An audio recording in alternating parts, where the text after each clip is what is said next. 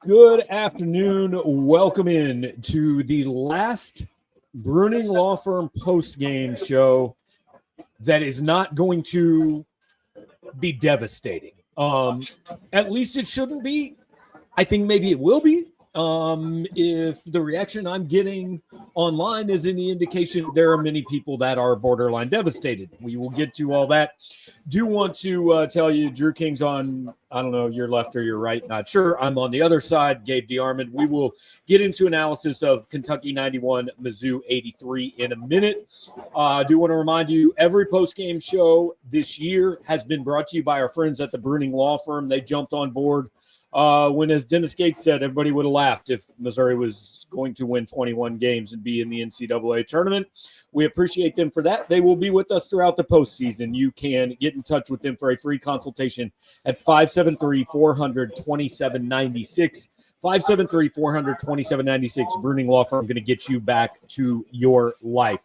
There you're looking at the box score. Drew, just before we get into this, man, quick overarching thoughts on this one. I think that Mizzou did a better job with its interior defense in this game and a worse job with just about everything else, and that's what cost them today. Yeah, I mean, I said coming into this game, I did not expect this to be the game that you walked out of and said, hey, the defense is fixed. Yeah. Because scoring 91 points is what Kentucky does. Was the defense great? No. Was it in some ways better than it has been? Yes. Missouri lost this game because of its offense. I mean, because when Kentucky wasn't doing anything in the first 8 minutes, Missouri didn't make them pay. And Dennis Gates brought this up in the postgame. I posted on Twitter at one point in the second half. It was after a Tony Perkins turnover. I said, the most concerning thing to me in the last 3 weeks is the number of lazy, unforced turnovers this team has committed. And Gates said the number of times that those mistakes came in the backcourt and led directly to a Kentucky basket. He counted 8 points. They lost by 8 points. It seemed to me like it could have been more than that. Yeah. Like you said, it was a lot of self-inflicted stuff, right? Like, and Kentucky didn't score a ton of points off of turnovers, but there were like just a lot of silly mistakes made throughout the game that I think really cost them. Mizzou was pretty good on the offensive rebounding side. They scored a lot of second chance points. Still didn't matter that much. It was just a game where I think I texted you yesterday, like first team to 85 is going to win this.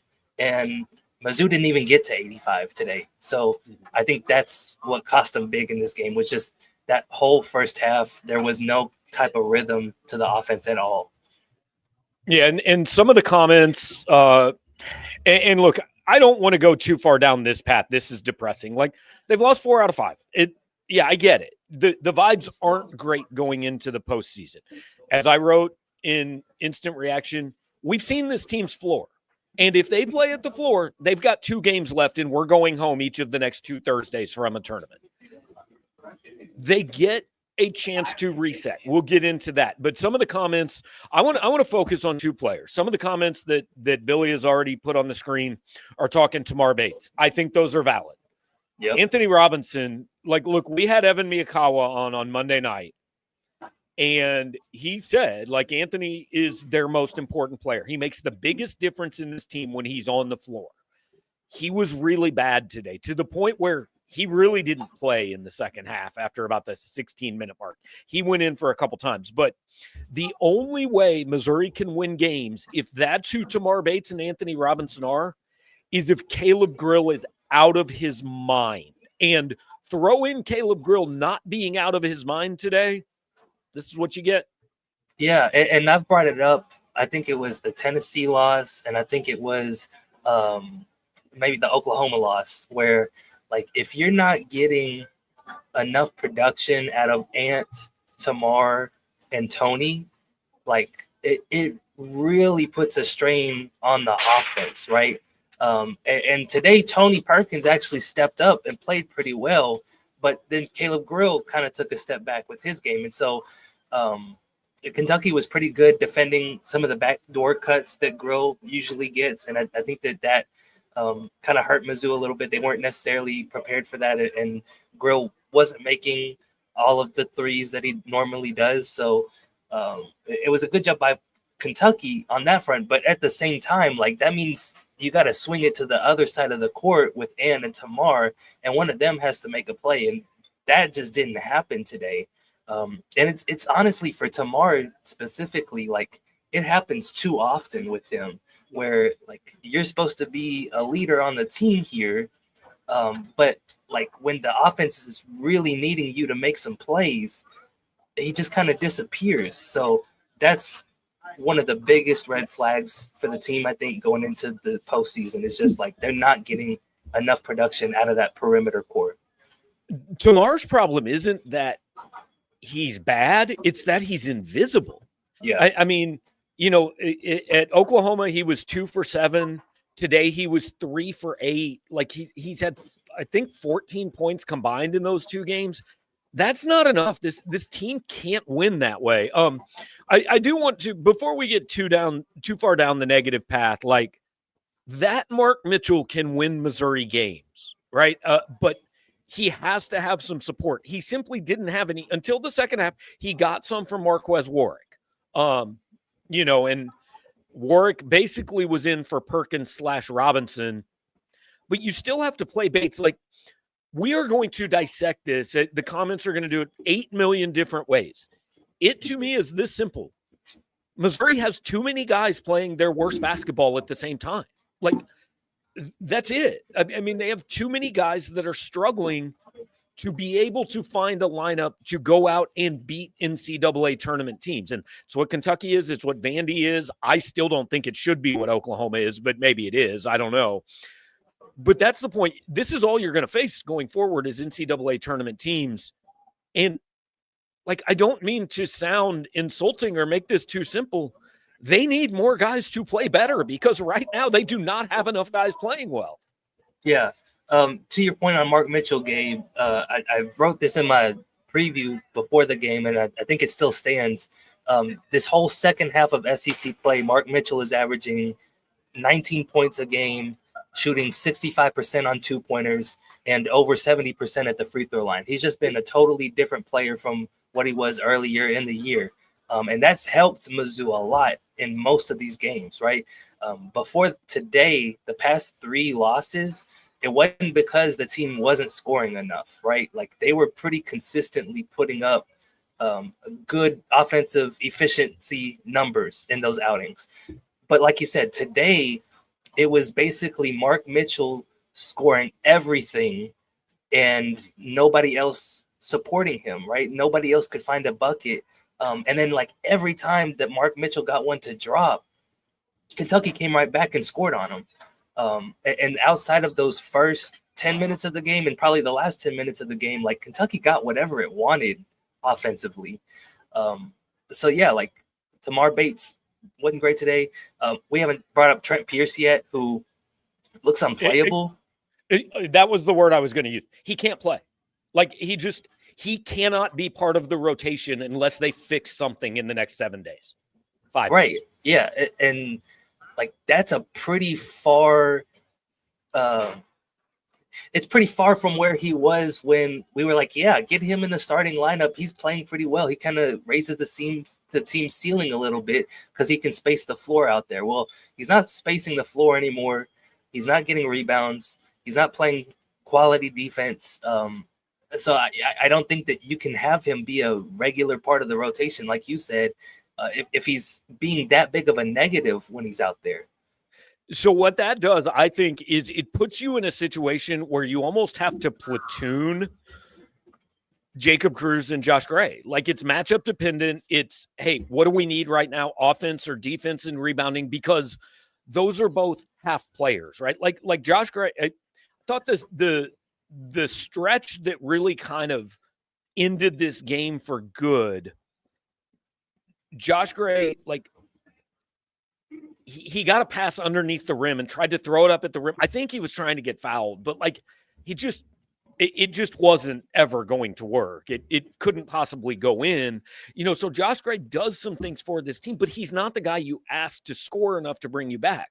Jacob Cruz at times can score enough to bring you back. But the problem is, man, I mean, when he gets the ball, it's not going anywhere else. And like when it goes in, fine. But there were back-to-back possessions there where he had the ball underneath the basket. He has to kick that ball out. I know he's trying to get fouled. You can't rely on the whistle, and we can get into that whole part of Dennis Gates's postgame in a minute if you want to. But they're just limited players. If Trent Pierce can't play, I feel like you really have to mix and match and get everything right to cover it up. Yeah, and like I think they tried to throw Marcus Allen out there for a few minutes, and I think it's kind of clear he's not ready for this level just quite yet. He might get there soon, but not now. And with Trent taking a step back, like it's Mark, it's Jacob Cruz, and it's Josh Gray, and those are your three bigs that can contribute right now. And Jacob Cruz really isn't that big, right? He's not a big, he's a guard. Right. And like you said, Cruz and Gray are both kind of incomplete players where Cruz is a guy who can make some big shots for you, but he can also kind of shoot you out of a game, right? Like some of those looks that he were taking weren't great.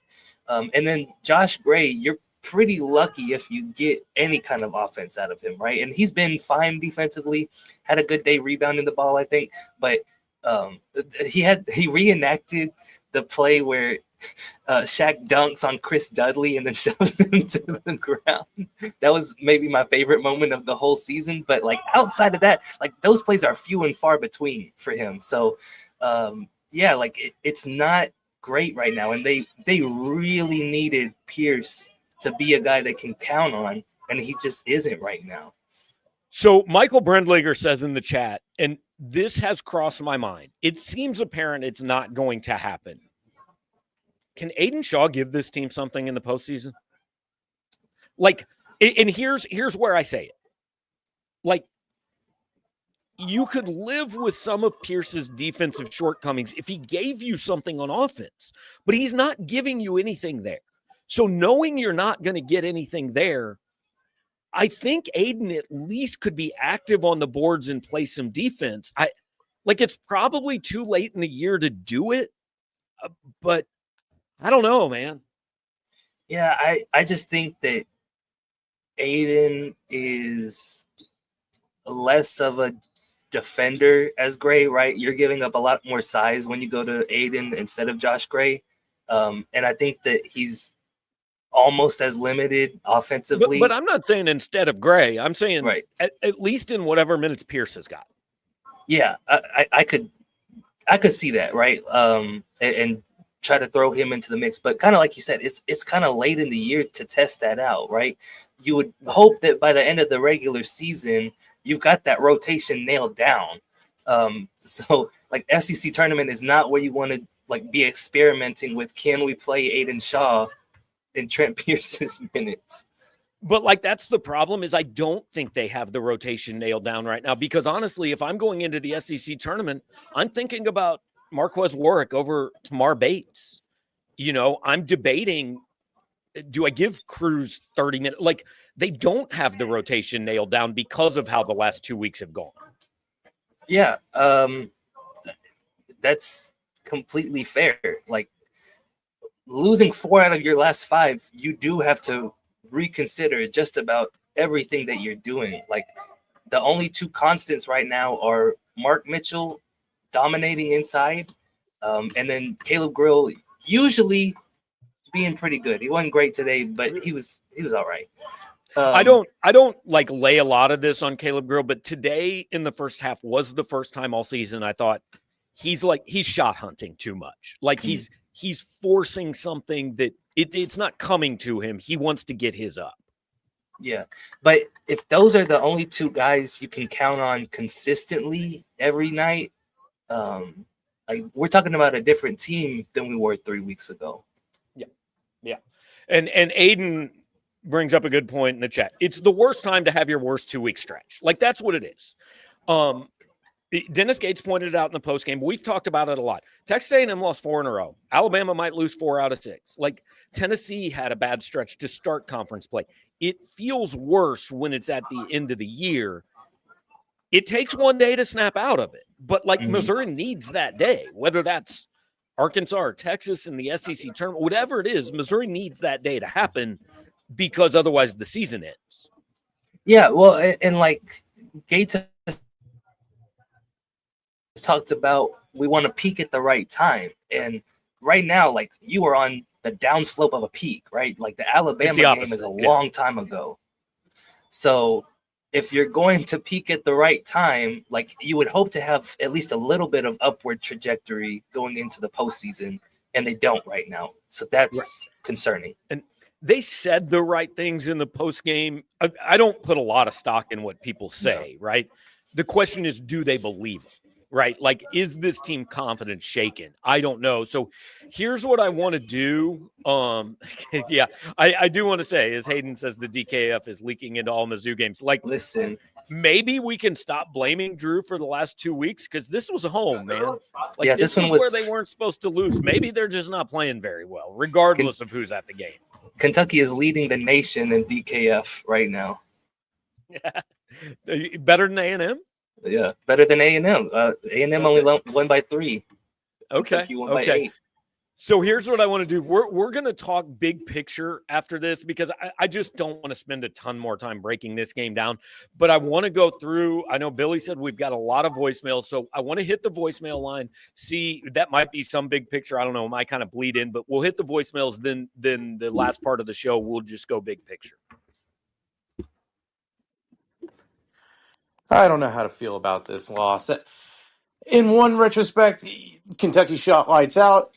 This last stretch of games, they haven't had a bad loss. I guess these are all tournament teams, but just the way it's trending, the defense, the slump for our offensive shooters, it's got me very concerned. Just when we thought that we had a team that was trending in the right direction, I thought we were comfortable. It's truly Mizzou fashion. Gabe, talk me off of this.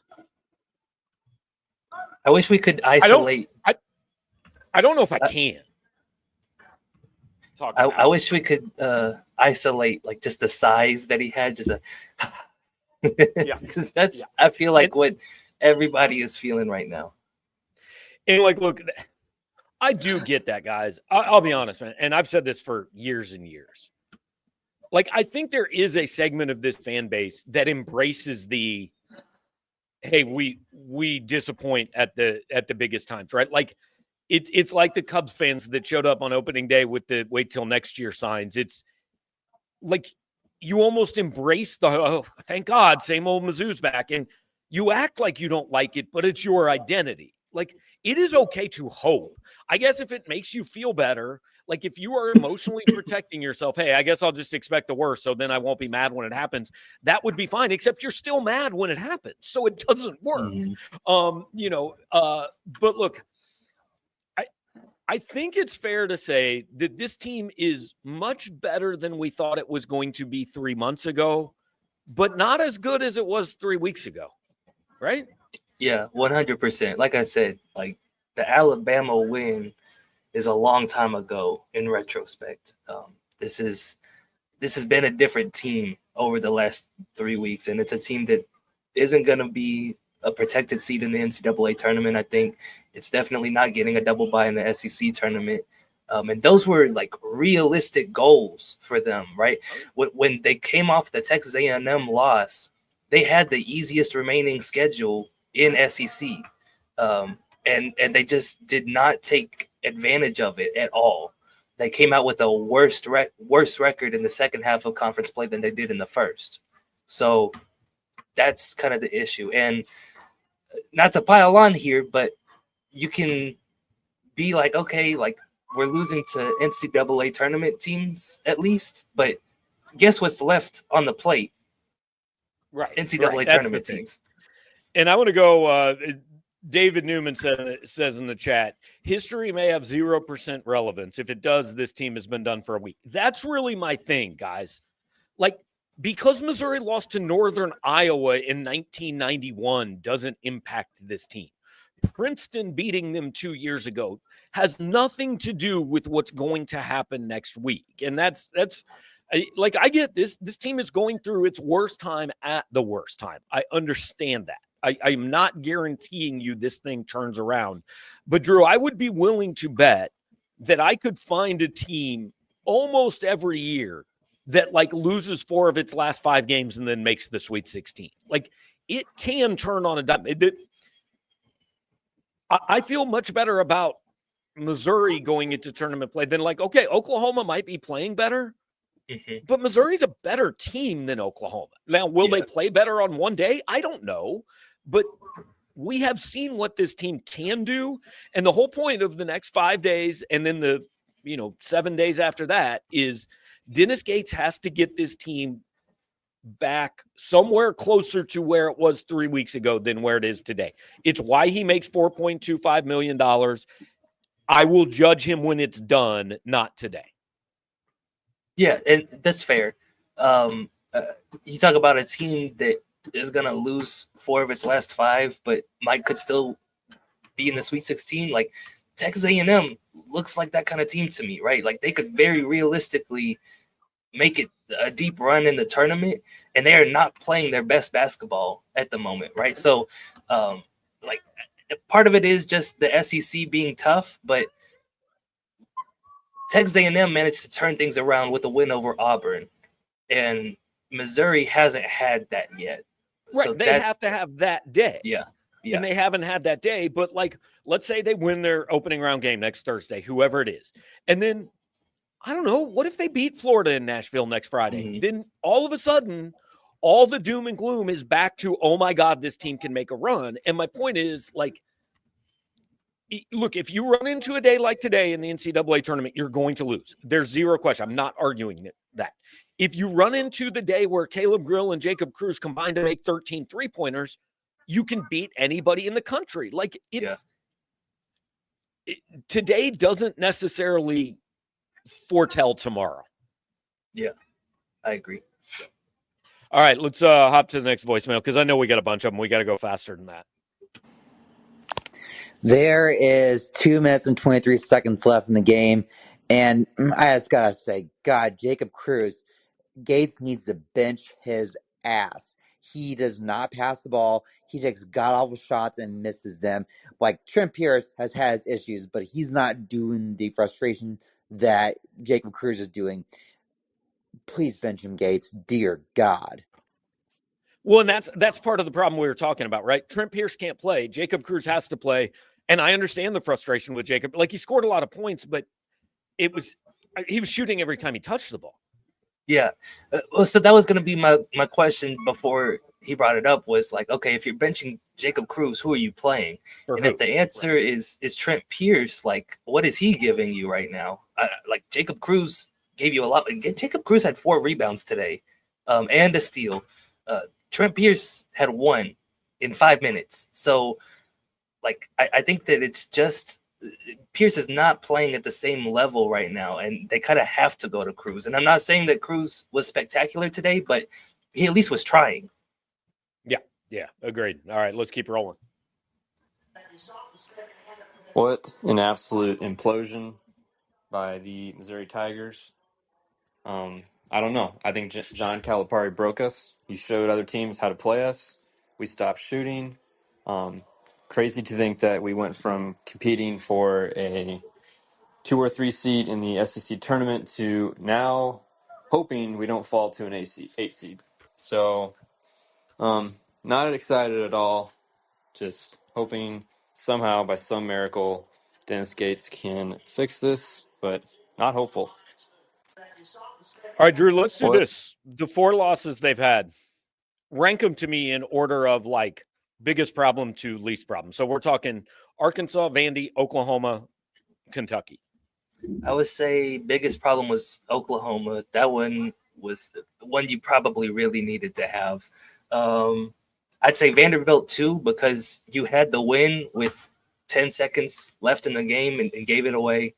I'll go Kentucky 3, I think, just because it's at home at senior day, and then Arkansas 4 because they've turned out to be a decent team.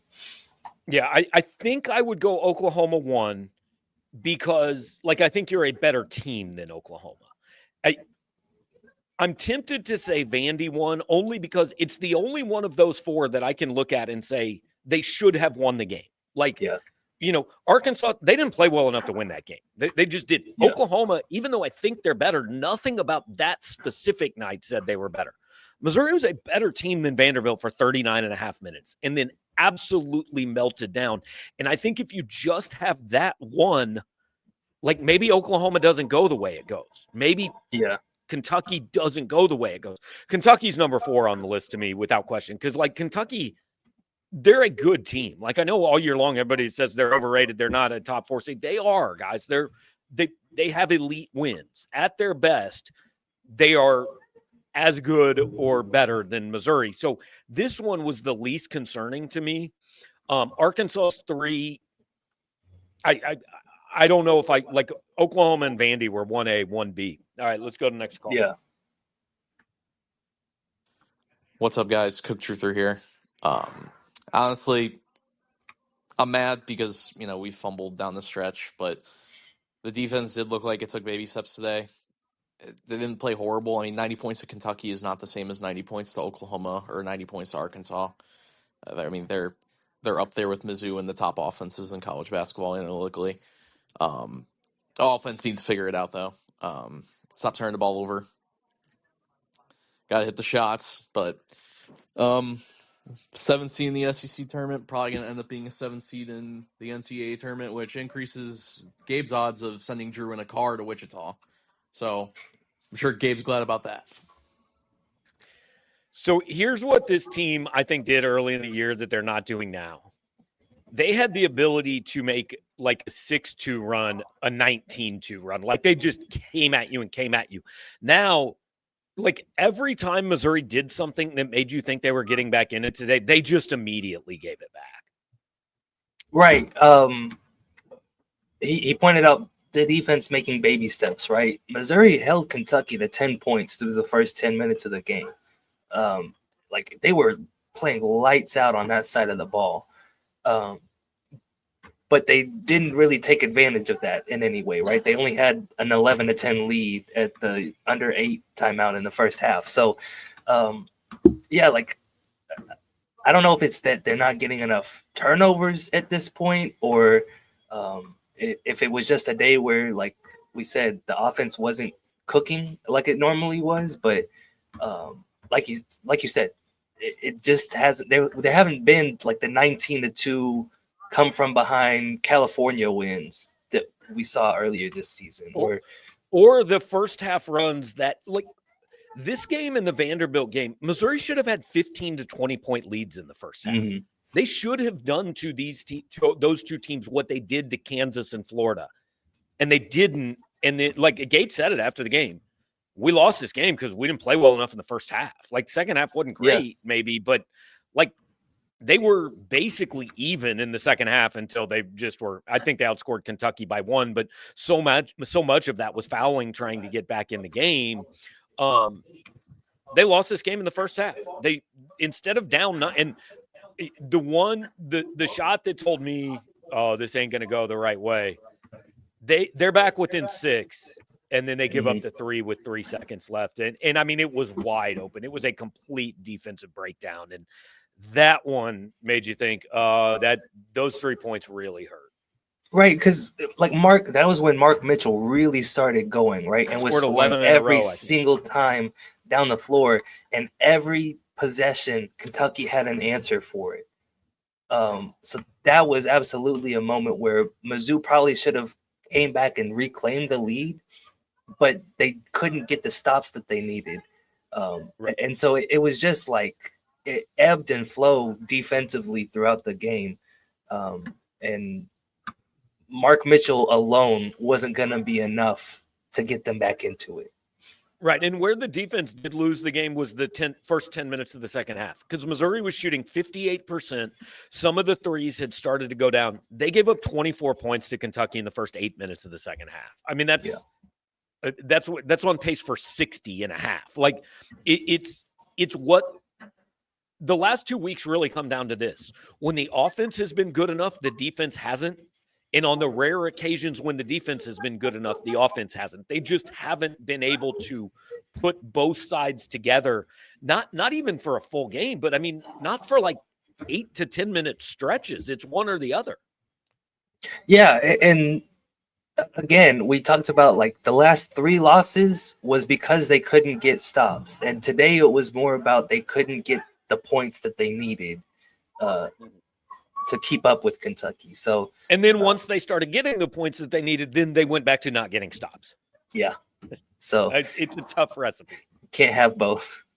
Right, you can't have either. Apparently, let's go back to the voicemail. I'm just here before Gabe continues the PR campaign defending Jacob Cruz every step of the way this season.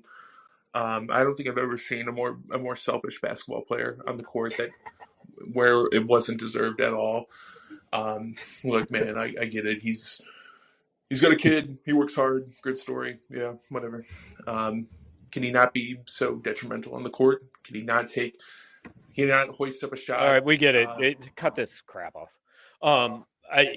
I think I cut it off because I think that's the same guy that dropped F-bombs on like 3 consecutive calls last week.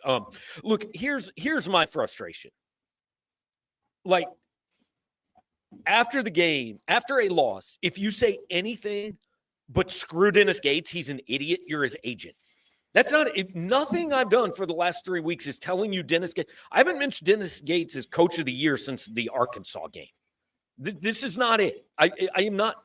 But you have to be smarter in your analysis than every game the players were good enough to win in spite of the coach, or every loss they lost because their coach is an idiot.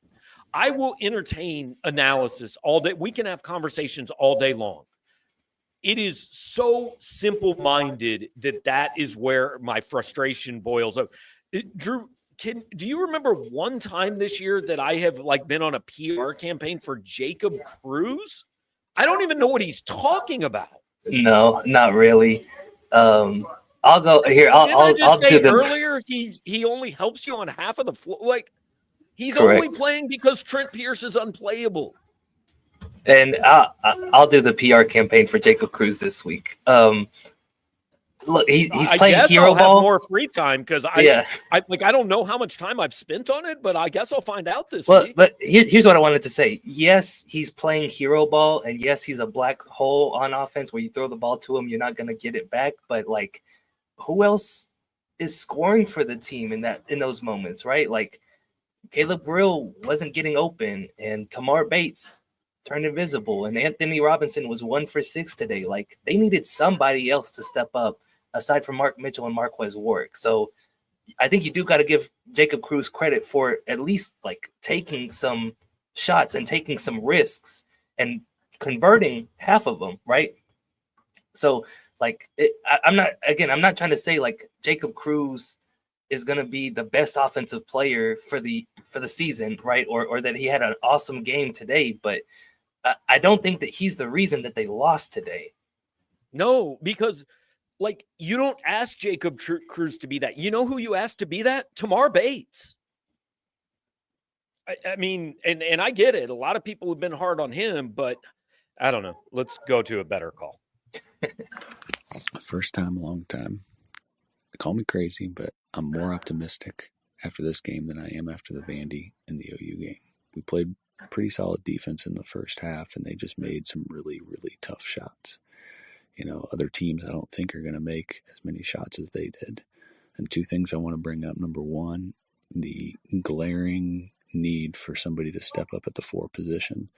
You know, whenever we have Gray and Mitchell both in there, that works out all right. But whenever we just have Mitchell in there, then who's the guy at the 4? Pierce? No, not there anymore. Cruz? Maybe, but then he's going to get overpowered by some of the other bigs. Last thing I'll say is Marquez Warwick. He's got to start taking more Perkins and Bates minutes, especially in the first half. Heck, he played the second half only and scored about 18 minutes and was kind of the spark plug for that comeback. Thanks a lot. Keep on going. MIZ. Good call. Agree with all of it. Drew, I'm going to give you 3 options, and you tell me which one's more likely here. That caller was in a library. That caller wanted to speak in a sultry voice that, romanced you and I on the postgame show. Mm-hmm. Or that caller was somewhere where he didn't want anybody to know and have to be ashamed that he was leaving a voicemail for the Power Mizzou postgame show. Which of the three do you think? I am going to go off the board, Gabe. I'm going to say that he is an ASMR YouTube artist and was. I don't know what that means. Okay. I'll show you after the podcast. Do I want to know?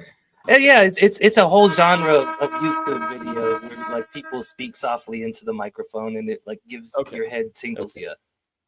Okay. ASMR made me think of like NSFW, and I'm thinking maybe I don't want to know what these guys do. Okay.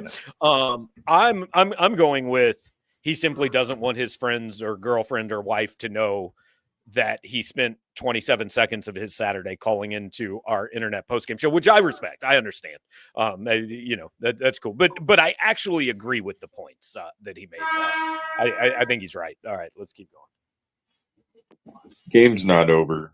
I'm not going to be negative or try to predict the outcome or give a speech about either outcome, win or loss. That's irrelevant. What I do want to say is, while we all feel pretty low right now about this team, there have been plenty of teams that either A, underperformed all year, or B, went to the tournament ice cold and made noise, like real noise.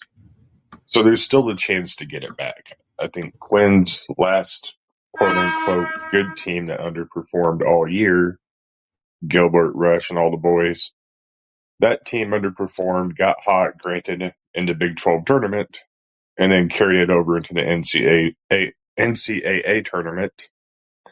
And if not for poor Fruito's shooting and or Gilbert's worst shooting night of his career, we'd have that Final Four banner up in the rafters. So all hope is not lost, but I would say all expectations are. I think that's fair. You know what I can guarantee you about the NCAA tournament, Drew? What's that? The Elite Eight isn't going to be the 8 best teams in America. The Sweet 16 isn't going to be the 16 best teams in America. Like, the reason it is the best event in all of sports is because it has never been about identifying the best team. The first round is identifying the 32 best teams on one day, and then the 16 best teams on one day. And that's all it is. I think Auburn or Duke's probably winning the national title. But somebody, if I give you the field, you might win, and there's going to be a team like one of these crappy SEC teams. I'd say crappy, like record-wise. Georgia, Texas, Arkansas, Oklahoma. I would be willing to guarantee one of those teams wins a first-round NCAA tournament. Ooh. And somebody in the top 6 of the SEC, somebody ranked above Missouri. I won't be at all surprised if one of them loses a first-round NCAA tournament game. Like, that's what the tournament is. Yeah, and like, I think you just hit it on the head. It's just there's a lot of variability in the NCAA tournament, and it is single elimination. And so you will see, a number 1 Virginia team lose to UMBC in the first round. So, yeah, like there's a lot that's going to go unpredicted. And Mizzou does have a chance to go on a run. And that wouldn't surprise me for them to make a Sweet 16 or Elite 8, but it also wouldn't surprise me to see them fall on their face and lose in the first round and be one of those teams. That's the tournament. Let's do this real quick, just top of your head. I'm going to run through the other major conferences. Missouri's finishing probably 7th in the SEC. They're basically in like a 5th or 6th place tie, but probably 7th. Where does Missouri finish in this year's ACC? Good question. They finished behind Duke. They finished behind Duke, clearly, and I'll give either Louisville or Clemson an edge. Yeah. Like, maybe Missouri finishes 3rd in the ACC, right? Okay, let's go Big 12. They finished behind Houston. They finished behind Texas Tech. Then you've got Arizona, BYU, Iowa State. Like, I don't know. If Missouri's in the Big 12, 4th? Yeah, probably in that range with Arizona, BYU, and Iowa State. Okay, Big East. St. John's, Creighton, UConn, Marquette. Where's Missouri finish in the Big East? I would say excuse me. I'd say probably fourth again, or maybe even third, maybe ahead fourth? of UConn. Third I was or going to say fourth. maybe second.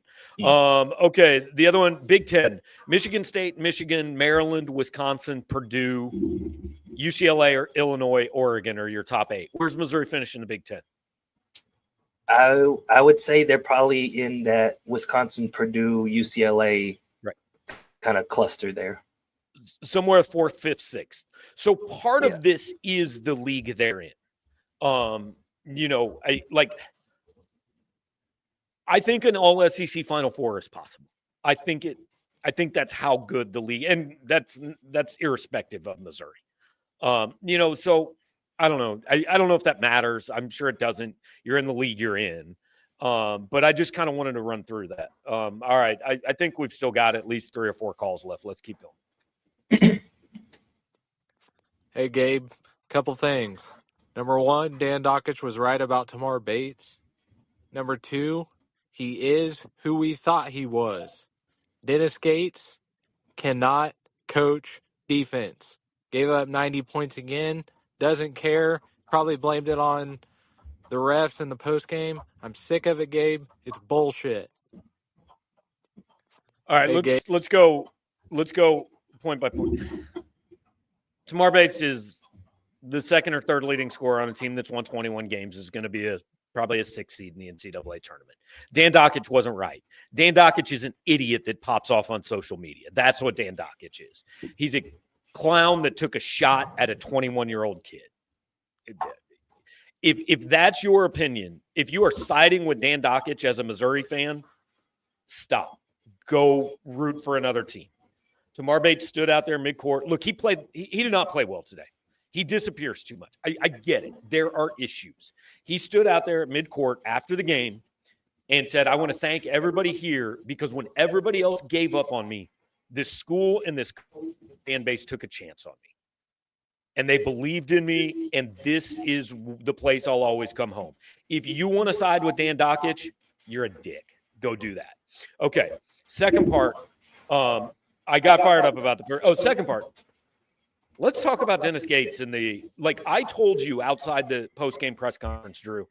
Let's not do the free throw disparity thing because with 3 minutes left, both teams had taken 17 free throws.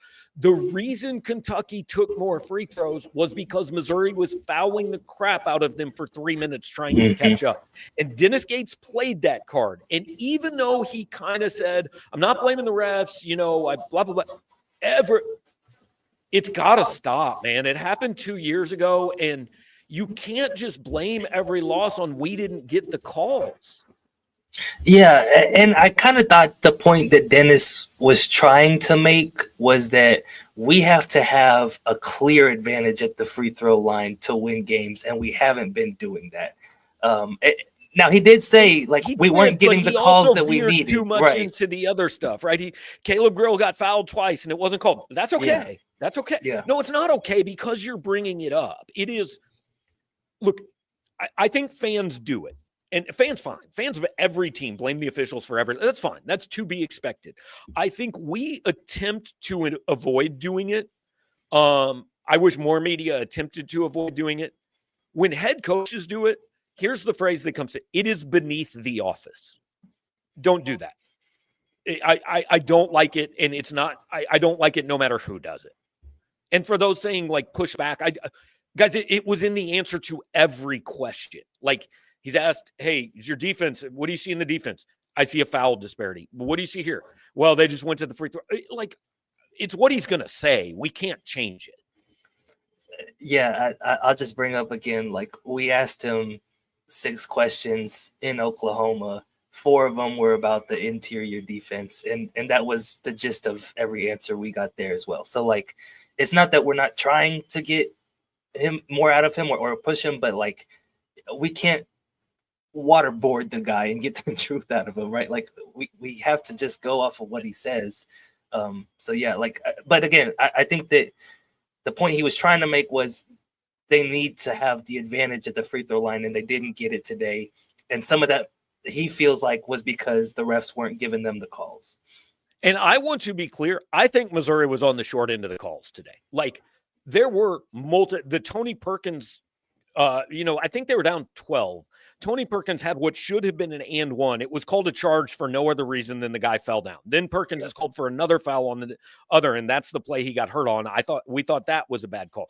Caleb Grill got fouled a couple times, no call. I thought Ant Robinson got fouled on Missouri's first 2 possessions of the game, no call. Like, I'm sure there were missed calls the other way too. I thought Missouri got the short end of the officiating today. I also did not think Missouri was nearly good enough for that to be the reason you're saying you lost after the game. Exactly. Yeah. One more thing I want to add, like, just to go back to the Dan Dockich, Tamar Bates points. I would bet you Indiana fans would really like to have Tamar Bates back this season. He's been like nothing but class since he got here. He's helped the team win a ton of games this year. So yeah, I'm with you on Tamar Bates. Like, Dan Dockich is an idiot, and that's all I'll say. Know who didn't have any? By the way, guys, that's the worst thing you're ever going to hear Drew say about anybody. Like, I will call you far worse. If Drew calls you an idiot, that's like me, like, going on a profanity-laced rant against you. But like, who didn't have anything bad to say about Tamar Bates when he left Indiana? Indiana fans, none of them. They all said, "Go take a shot, kid. Hope it goes well. You've done nothing but represent us well." That's where we leave that. All right, let's keep going. Hey, Gabe. What do you think of Warwick replacing Cruz's role? I just think Warwick's more consistent. MIZ. I think it just makes you too small, right? Yeah. There's different positions. So, like, you can go back to the Honor Boateng playing power forward lineup and try that out. But like we saw it in the Memphis game where they went to like Ant, Perkins, Bates, Grill, and Mitchell, and it was like you're not getting stops with those small guys out there. There are times you can get away with it if you play, a low major team or an Ivy League team in the first round or something. You can maybe go Ant, Perkins, Grill, Warwick, Mitchell, and get away with it for not for 40 minutes, but for 8. Right? There are matchups where you can do it. But against a power conference team, unless that lineup is going to shoot 90%, I just don't know if you can go that small. Yeah. Yeah. I mean, and Kentucky had 2 6'11" guys out there today. Right. So Kentucky's not little. Yeah. Amazingly to me, I said coming into this game, I thought Mark Mitchell, Amari Williams was the huge matchup. Missouri dominated that matchup and still got beat. Like, I was just dead wrong. It was the rest of it. Yeah. It was a weird game, I think. Yeah. All right. We got 2 more calls, so let's get to them. My overall thought right now is it's kind of crazy, not crazy, but it's very disappointing that they skidded to 10-8 in conference after the record they started with, especially that after that Alabama win. It really seemed like the sky was the limit. And, it's called March Madness for a reason. Who knows what might happen? I don't want to not be excited about the tournament. Obviously not as excited as I would have been, but we'll see how that goes. But my main point of this call is I want to shout out Josh Gray for how he has rebuilt his free throw approach and made it like pretty respectable for a big man of his playing style. I know that's a very random thought to have after this game, but I'm just super happy for him, especially after reading Drew's story like a month ago about how when he was being recruited to Mizzou, he mentioned he was genuinely scared to go to the line because he had such little confidence, and now he's up to like 60%, which I think it was at like 38% at one point this conference play. So quite an improvement there. I also don't think we'll ever see this many lane violations in one season ever again. That's been insane. But yeah, shout out to Josh Gray. Happy for him. I've got a stat for you. Josh is a semi-reliable free throw shooter. Yeah, here's the stat for you, Gabe. Over the past 3 games, Josh Gray is 10 for 12 at the free throw line. And he is up to, 58% at the line on the season, which is a career high for him by far. Which, again, like not saying a whole lot, but, like CY said, he came in really having some mental issues at the line, and they've rebuilt his form. They've rebuilt his confidence. and they're starting to see it really pay off in these last couple of games, even though they're not getting wins. But the fact that Josh Gray is less of a liability at the line now, I think is a good sign going into the tournament. No question. Drew, you're going to handle this last voicemail. I'll be right back. Okay. But I think that this is going to be the issue with Mizzou Hoops as long as Dennis Gates is the coach. Shout out to Dennis Gates. I think he does a phenomenal job. But I think he's one of these new age coaches who just is really big on the analytics, kind of like the Nate Oates of the world. So what you have is you have teams on the court who, if they're not outscoring people, there's no way for them to win. So, for example, it worked out for Alabama last year because they had such a potent offense and they were hot at the right time that it ended up working out for them. That's what happened to Missouri in the midway through the season. They were hot and things were working out for them. So even though they weren't great defensively, they still caused enough turnovers to make it happen. But talk about it in football, the best teams have multiple ways to beat you and multiple ways to win. I think this team only has one way to win, and if that way, one way is not working, there's no curveball to go to. There's no changeup. So, yeah, man, we got to hope for the best. Hopefully they get hot in March, and, we'll see what happens and let the chips fall where they may. Yeah, I think that's a pretty fair assessment. Dennis Gates doesn't lean totally into the analytics, but he does rely on them a lot. He has a company that he kind of outsources to, HD Intelligence, that does a lot of the analytics work for him. And they do have certain benchmarks that they want to hit. I think that recently you're on the money where they kind of just have one path to win, and that's to kind of outscore the team.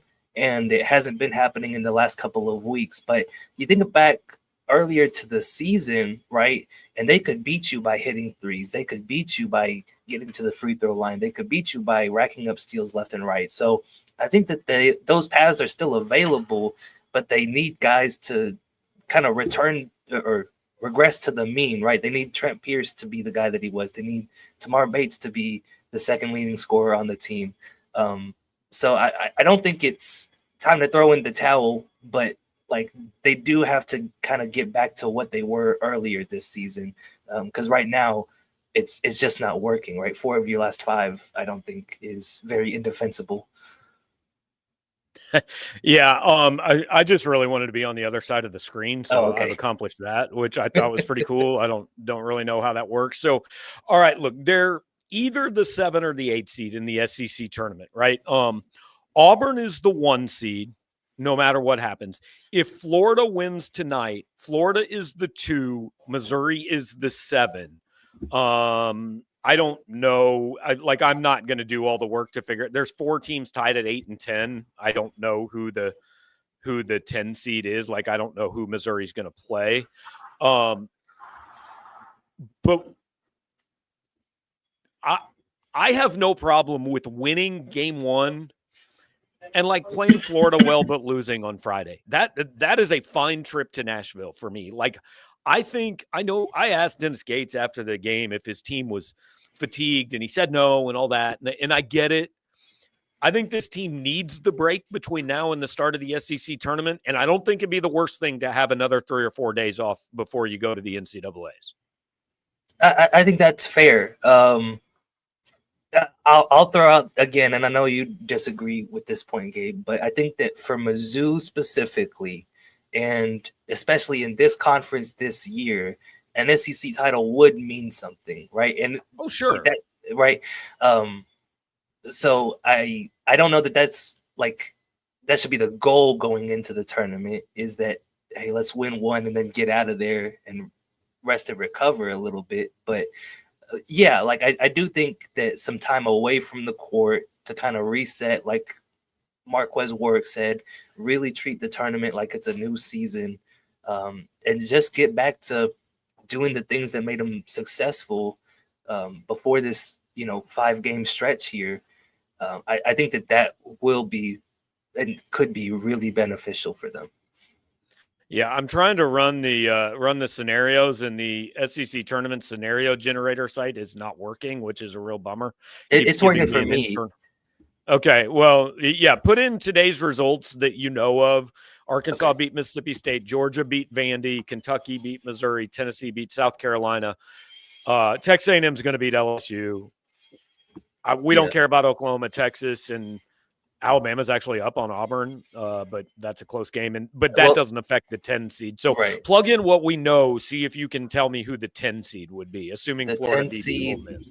The 10 seed would be Mississippi State, based on tiebreakers. Okay, cool. Go beat that team. Like you already beat them once, right? Yep. By 27 points. Now there's some downside there, right? Like that's an NCAA tournament team. They're good enough to beat you, but you lose that one, then you're going 5-6, and then everything everybody feels right now, take it up another level going into the NCAA tournament. Right, because I think that then like the doubts that everybody have about you are going to be taken up. It would remind me of like South Carolina last season, where everybody kind of knew they probably weren't as good as their record said they were.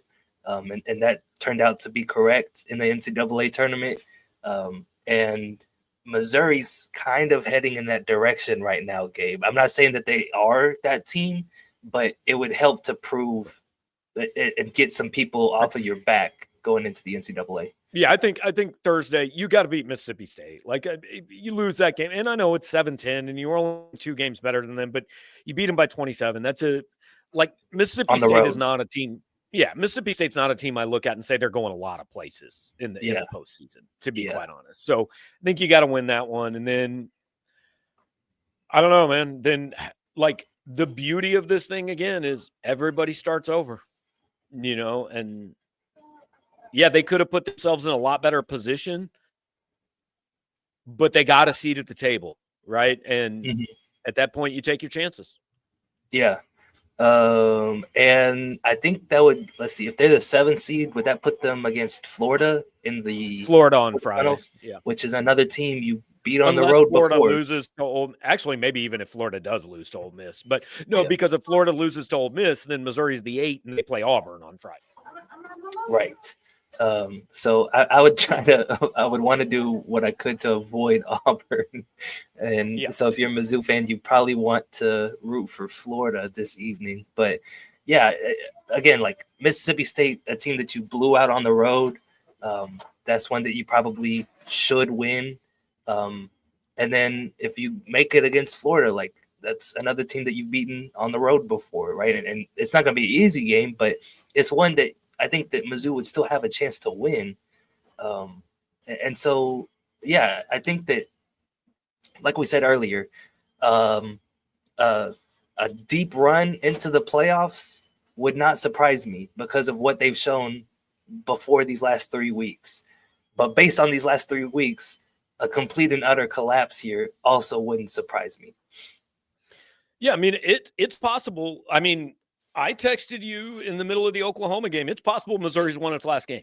And that is possible, guys. That's on the table. And if that happens, I promise we'll be here with you guys breaking it down, and we will be with you. Derek Vaughn saying Missouri's in 8th place currently. I understand that, but Ole Miss plays Florida tonight in Gainesville. If Ole Miss loses that game, Missouri's in 7th. We expect them to be the 7th seed. If Ole Miss wins that game, Missouri's the 8th seed, and it changed everything. But we will be right here with you guys in 2 weeks. If, hey, it's a Thursday loss in the SEC tournament and a Thursday, Friday loss in the NCAA tournament, and that would at that point be, 6 of 7, and that would feel real bad. No question. It would absolutely take some of the shine off this season. But we're not there yet. Like, we have to let the story finish before we can just jump to that conclusion. Yeah, I agree. So. It's where I'm at. Look, we're both going to finish up and write some things here. Appreciate you guys joining us here, not just today, but really all season long. And Drew's going to be in Nashville starting on Wednesday. We may do something Wednesday night to kind of preview Missouri's run. We'll definitely do something after every game Missouri plays in Nashville. We'll do something Selection Sunday. We'll do something after every game Missouri plays in the NCAA tournament. So we have somewhere between 3 and 15 shows left this season. So appreciate you guys being a part of it here. And do want to remind you that, look, this is possible. We can do this as much as we are because of our friends at the Bruning Law Firm. They have been sponsors of this show all season long from the very beginning. It's an experienced team of personal injury attorneys. If you're in Missouri, if you're in Illinois, if you're in Kansas, and you find yourself in the unfortunate position that you do need somebody to kind of fight for your rights, get you back on your feet, call them for a free consultation at 573-400-2796. 573-400-2796. Tell them that you heard about them on Power Mizzou. They're huge Missouri fans. Tell them your situation. They're going to help you out, get you back on your feet as quickly as possible, and then they're going to commiserate about Missouri basketball with you for a little while. So do that. Appreciate you guys. Like, comment, share, subscribe, do all those things, and we will talk to you Monday night.